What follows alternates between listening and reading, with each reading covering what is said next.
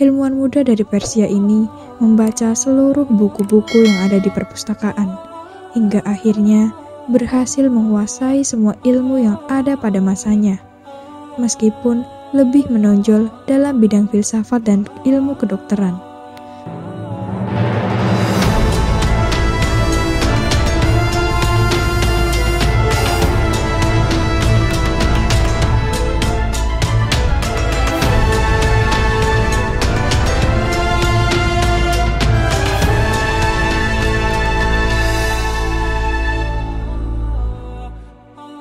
Biografi Ibnu Sina, ilmuwan Muslim yang menjadi pakar kedokteran modern.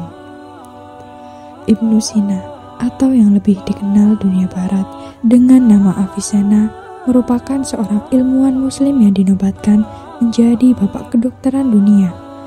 Biografi Ibnu Sina banyak dikaji untuk mempelajari temuan-temuannya di masa lalu. Ilmuwan Muslim ini lahir di Uzbekistan pada bulan Safar 370 Hijriah atau Agustus 980 Masehi. Ayahnya, Abdullah dan Sitarah, ibunya, merupakan keturunan Persia. Keluarga Ibnu Sina dapat dikatakan sebagai keluarga yang mampu. Ayahnya pernah menjabat sebagai gubernur di sebuah distrik di Bukhara ketika masa pemerintahan penguasa Samaniyah, Nuh II bin Mansur. Latar belakang keluarga membuat Ibnu Sina dapat menempuh pendidikan terbaik hingga menjadi seorang yang berpengaruh, dan biografi Ibnu Sina sangat banyak dicari. Rumah Abdullah dan Sitarah merupakan pusat aktivitas sarjana dan ulama masyhur pada masanya. Rumah tersebut menjadi tempat aktivitas diskusi, membahas berbagai permasalahan. Dari diskusi-diskusi inilah Ibnu Sina memahami pengetahuan yang luas. Biografi Ibnu Sina diawali dengan masa kecilnya. Ibnu Sina telah memperlihatkan kecerdasan yang luar biasa sejak usia belia. Sejak kecil, ia telah memiliki kemampuan analisa berpikir yang tajam serta mempunyai daya ingat yang sangat kuat. Orang tua Ibnu Sina mulai memberikan pendidikan agama dan logika elementer sejak Ibnu Sina masih berusia 5 tahun. Pada usia 10 tahun, Ibnu Sina telah hafal Al-Quran. Dia juga belajar fikih dan ilmu-ilmu syariat. Setelah menguasai ilmu teknologi, Ibnu Sina mulai terjun ke dunia filsafat hingga umur 16 tahun. Ibnu Sina juga berguru kepada Abu Abdullah An-Naqili dan belajar kitab Isaguji dalam ilmu logika dan berbagai kegiatan Euclides dalam bidang matematika. Setelah itu, ia belajar secara otodidak dan menekuni matematika hingga dia berhasil menguasai buku Almagest karangan Ptolemaios serta menguasai disiplin ilmu pengetahuan alam. Seringkali soal-soal ilmiah yang tidak dapat diselesaikan oleh gurunya mampu dia selesaikan. Semangat untuk belajar Ibnu Sina tidak berhenti di bidang teologi dan matematika saja. Ia kemudian berguru pada Abu Mansur Al-Qomari, penulis kitab Al-Hayat wa Al-Maut, dan Abu Sahal Isa bin Yahya Al-Jurjani, penulis ensiklopedia kedokteran Alkitab Al-Mi'ah fi Sina'atih Tib. Dari Abu Mansur Al-Qomari, Ibnu Sina menguasai ilmu kedokteran dalam waktu 1,5 tahun. Ibnu Sina dikenal sebagai seorang yang tidak suka membuang waktu masa mudanya untuk hal sia-sia. Dia belajar memanfaatkan waktunya untuk belajar berbagi ilmu hingga dia menguasainya. Tidak mengherankan, memasuki usia 16 tahun, Ibnu Sina telah menjadi pusat perhatian para dokter sezamannya. Mereka sering menemuinya untuk berdiskusi perihal penemuan dalam bidang kedokteran. Pada usia yang sama, dia dapat menyembuhkan penyakit yang diderita Sultan Samaniyah, Nuh bin Mansur, 976 hingga 997, sehingga dia diberi hak istimewa untuk menggunakan perpustakaan besar milik raja. Dianugerahi dengan kemampuan luar biasa untuk menyerap berbagai jenis pengetahuan. Ilmuwan muda dari Persia ini membaca seluruh buku-buku yang ada di perpustakaan, hingga akhirnya berhasil menguasai semua ilmu yang ada pada masanya, meskipun lebih menonjol dalam bidang filsafat dan ilmu kedokteran. Memasuki usia 21 tahun, Ibnu Sina mulai menulis karya-karya monumental di berbagai bidang keilmuan. Dengan karya pertamanya berjudul Al-Majmu'u Ikhtisar yang memuat berbagai ilmu pengetahuan umum. Ibnu Sina tidak pernah berhenti membaca serta tidak pernah bosan menulis buku. Dia memang dikenal kuat memikul tanggung jawab, ilmu, dan sering tidak tidur malam hanya karena membaca dan menulis. Selain itu, Ibnu Sina tidak mengambil upah dalam mengobati orang sakit. Bahkan, dia banyak bersedekah kepada fakir miskin hingga akhir hayatnya.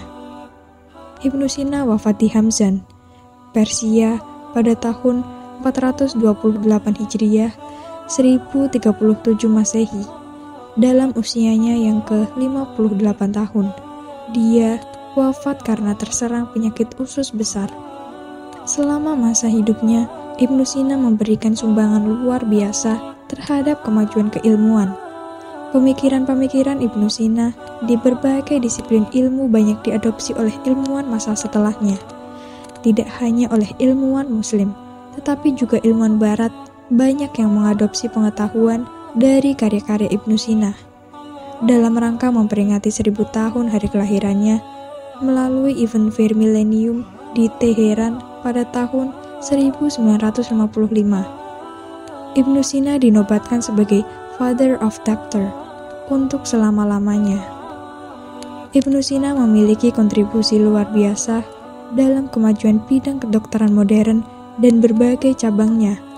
Dia telah melakukan penelitian besar dan mendapatkan penemuan penting yang diabadikan oleh sejarah kedokteran. Ibnu Sina adalah orang yang pertama kali menemukan cara pengobatan bagi orang sakit dengan cara menyuntikkan obat ke bawah kulit. Ibnu Sina juga menemukan pipa udara yang terbuat dari emas dan perak. Kemudian dimasukkan ke dalam mulut dan diteruskan ke kerongkongan untuk mengobati orang yang tercekik dan sulit bernafas. Cara ini masih dipakai hingga sekarang untuk mengobati pasien-pasien dengan penyakit sama. Alat tersebut juga digunakan dokter anestesia sekarang untuk memasukkan gas bius dan oksigen ke dada pasien. Akan tetapi, alatnya dibuat dari karet dan plastik. Ibnu Sina adalah orang pertama yang mengetahui hakikat ilmiah bahwa tulang tempurung kepala apabila pecah tidak dapat melekat kembali seperti tulang lainnya pada badan, melainkan akan tetap terpisah dan hanya terikat dengan selaput yang kuat. Ibnu Sina juga orang pertama yang menjelaskan tentang keadaan yang terjadi pada orang yang mengidap penyakit syaraf. Dia membedakan antara kelumpuhan syaraf wajah yang disebutkan oleh pengaruh otak dan yang disebabkan oleh pengaruh anggota badan tersebut. Dia juga menjelaskan tentang tidak berfungsinya otak akibat penumpukan darah di dalamnya.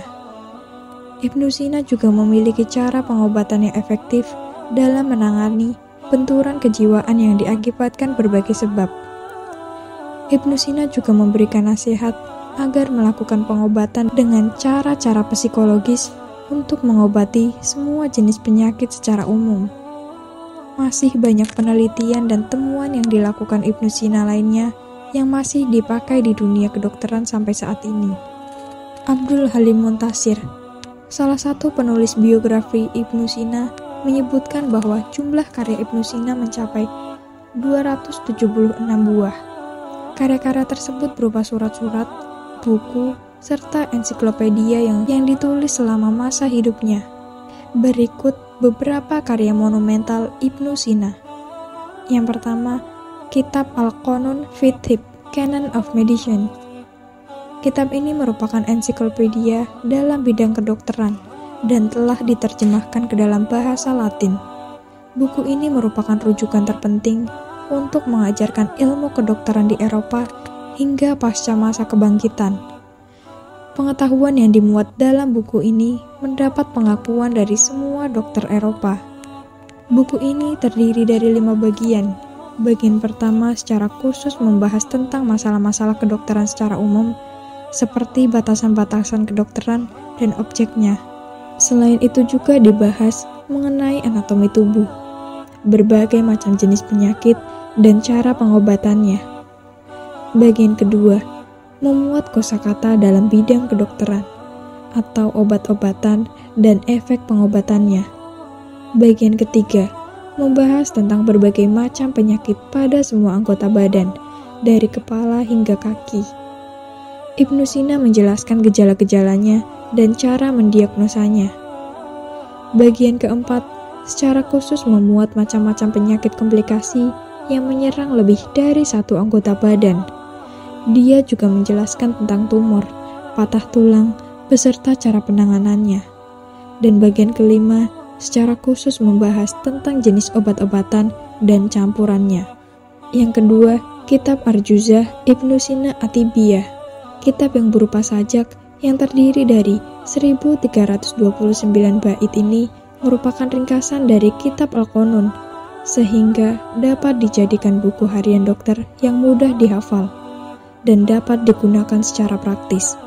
Buku ini juga banyak diterjemahkan ke dalam bahasa Latin dan menjadi pegangan dokter-dokter Eropa pasca masa kebangkitan Eropa. Yang ketiga, Mausu'ah Asy-Syifa.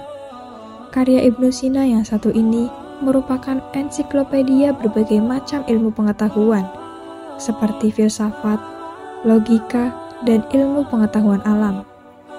Dalam buku ini, Ibnu Sina membahas tentang fenomena alam yang penting seperti terbentuknya gunung, sebab-sebab terjadinya gempa bumi, terbentuknya awan dan kabut, terjadinya pengembunan, jatuhnya meteor, munculnya pelangi, dan berbagai fenomena alam lainnya. Inilah biografi Ibnu Sina, ilmuwan muslim yang menjadi pakar kedokteran modern.